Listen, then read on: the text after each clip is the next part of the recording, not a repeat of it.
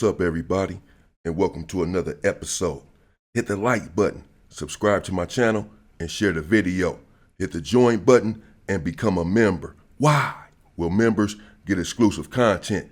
Hit the bell icon on my channel so that you will receive a notification every time that I drop a video, and you can go and check the video out.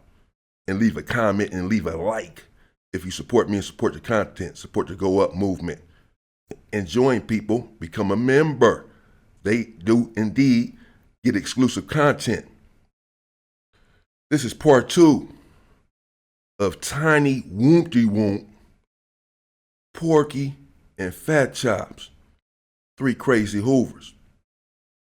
I changed the name to Tiny Woompty Woomp just based on one of these commenters. I'm not going to let the commenters dictate my content, don't get me wrong.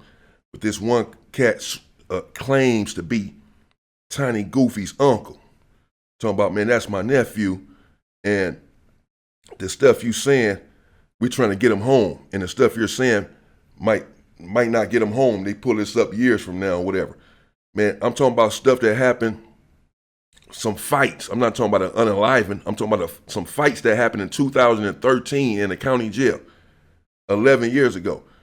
And he has a lot of time. If he comes home, we're talking about 5-10 years from now. So it's going to be 25 years since these fights didn't happen. But these fights are documented. They're well documented. The police already know about them. And everyone who was in the county jail knows about them. Some people that's in prison know about them, etc. This shit is public. This is public information. I would never say or do anything to damage him or to injure him or to prevent him from coming home. I'm just, man, you as uncle, where were you when he got himself involved in a situation that led him to where he's at right now? How come you didn't prevent that?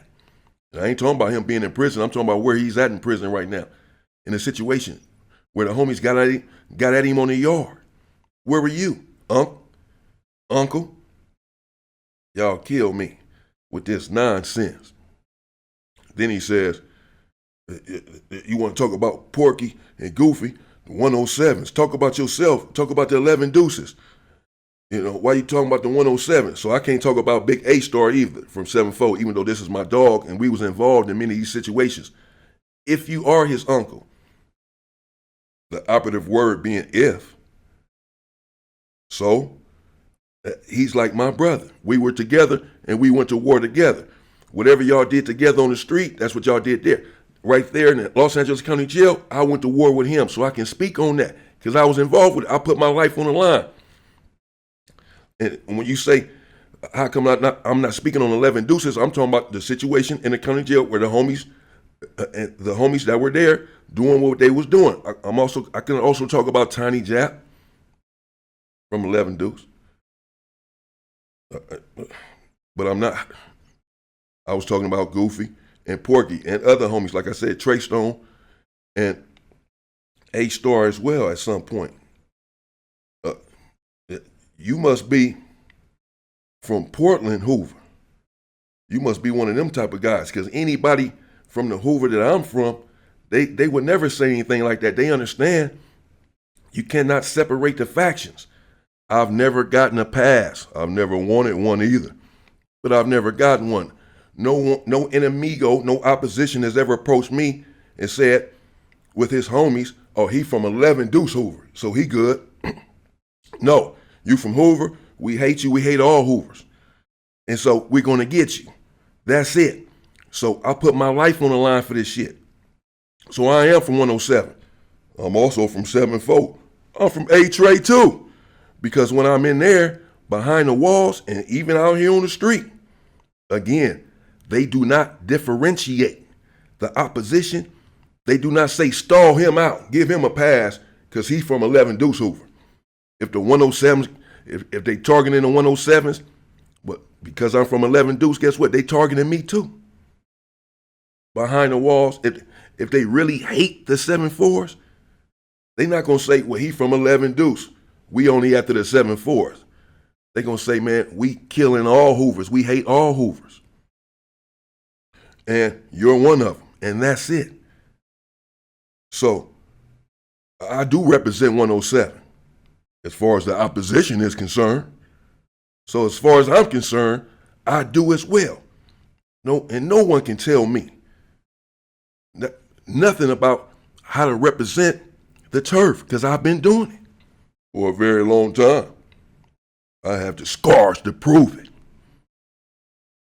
But just to appease some of these guys, let's not talk about Tiny Goofy. Let's talk about Tiny Wompty Womp from 107 and Porky and Fat Chops. Tiny Wompty Womp. So Tiny Wompty Womp from 107. Well, again, he's very bestial, very structured, very strong, and has made a clear commitment to put in work on all of his opposition. He was very fleet of foot, very athletic, and very fast and quick with his hands. Trouble, a guy who I respect, from 1200 block Riverside, East Coast. I have family from East Coast.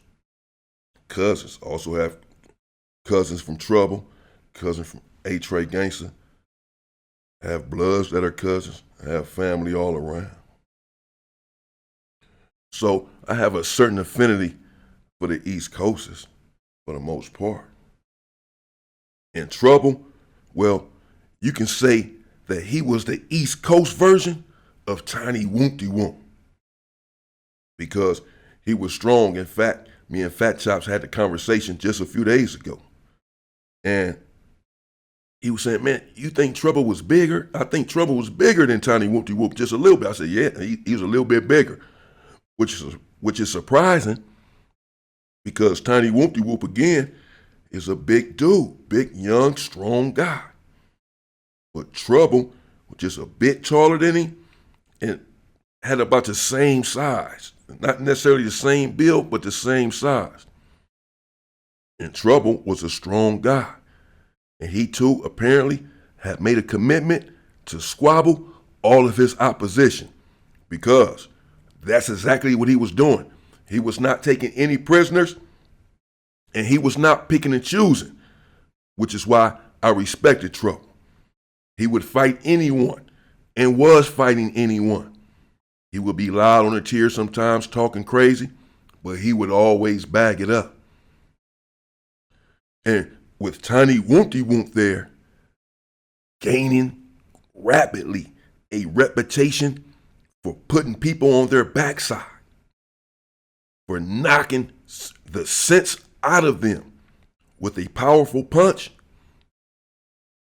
well, it was inevitable that one day Tiny Wompty Womp and Trouble would crash. And that's exactly what happened one day there in the chapel. Yeah, in church. They call church the chapel. Who wants to go to the chapel? People just trying to get out of their cells in that county jail, sitting in their cell forever. Excuse me. They do the same thing in prison sometimes. Go to church just to hang out in there. Meet up with your homies and all that. You're not really necessarily there for the word of God, particularly there in the county jail. Evidenced by the fact that right there in the chapel, in God's house, well, Trouble and Tiny Wompty Womp, they had words. They had been mean mugging each other for some time and had a couple of words, I believe, in passing, but they had yet to come to blows. But again, we all knew that this was inevitable because of the size of both of them, the stature of both of them. We all felt like it would be an even fight because of their size. The fact that they're both in there fighting everything and everyone, and the fact that they had both made a commitment, ostensibly, to fight all of their opposition. Sooner or later, they both are going to clash. They are opposition to one another, opposing forces. They had words there in the chapel, and then out of nowhere, they came to blows. Right there in the chapel, right there in church, they begin to squabble. But Tiny Wompty Womp later said that he didn't have much room in there to squabble with the chairs and the benches and the crowd and everything. So he just kept saying, man, I just need one more shot at this dude, bro. That wasn't a real squabble. Now, he has a lot of pride. He's very prideful because, again, he's winning all of the fights that he's in there having, like it or not. That is what's going on. And he doesn't feel like he necessarily won this fight. He didn't lose the fight, but he didn't feel like he performed the way that he's capable of because of the spontaneity of the fight. So they set it up. Well, we'll squabble again in the day room where we have plenty of room. And let's make this happen immediately. And that's exactly what happened. Word is already out that they had this squabble in the chapel. So everybody's getting out of their cells and coming to the day room to witness the clash between these two titans. Part 2 of the squabble. It's some dudes from East Coast in the day room. Some of my homies are in the day room. Some dudes from Watts are in the day room. A crafty from 20s. He was basically a neighborhood. He was in the day room. And Tiny Wompty Womp came in, and Trouble was in there. It wasn't much talking, not many words exchanged. They just lined it up, put their dukes up, everybody's watching, and essentially Trouble swung, and Tiny Wompty Womp hit him with a left, boom, and then a right, boom. And it didn't seem to me like the hit was all that hard. But apparently, it was something like a Mack truck, because suddenly Trouble dropped to the ground and he was immobilized. He wasn't even moving. After being on the ground for some time, and his homies down there trying to wake him up, get him to come to, they finally carried him to the table. But there on the table, the confusion for Trouble, it continued, because he's sitting there on the table with his head down in his head, and he's not moving, and he's not saying anything. And he's clearly out of it. I'm thinking perhaps he has a concussion. I don't know. I'm also thinking he may have some sort of brain damage. I'm starting to get scared, really, because I've never seen anything like it. He's not moving, and he's just out of it. His homies finally began to slap his face a little bit, and they called him, Trouble, Trouble, get up. And he finally just, he just moaning a little bit, but he just sitting there. This went on for minutes upon minutes upon minutes, maybe 20 minutes, that he was sitting there out of it at the table. When I say out of it, I mean had not said one word, couldn't get a word out. He was done. Finally, one of his homies, his cellie, told me, bro, we have to get him to the cell. We have to get him out of here. We have to go. He has to go lie down or something. We have to get him out of here. He's not coming to. He's fucked up. And so I told the police, hit his cell. And they carried him down there to the cell. And then eventually, obviously, he came to. And that was the end of that fight. They never fought again. But I'll tell you, even Fat Chops used to say it in the cell, I remember. We were sitting in the cell together. Me and Trouble, we was on the same tier. Nasty, I think it was C Nasty from 40s. He was there on the tier. I think he was in the cell with Trouble for a minute, and he went down a few cells down. And me and Fat Chops and Hawk from 9-4 was in the cell together, down there on the tier. And Fat Chops used to say, because Trouble was still yelling out the cell like a few days later, like not on no bullshit, but just like talking to one of his homies or whatever. Yeah, ooh, East Coast, no, East Coast, ooh. And he had the same spirit. He had the same fortitude.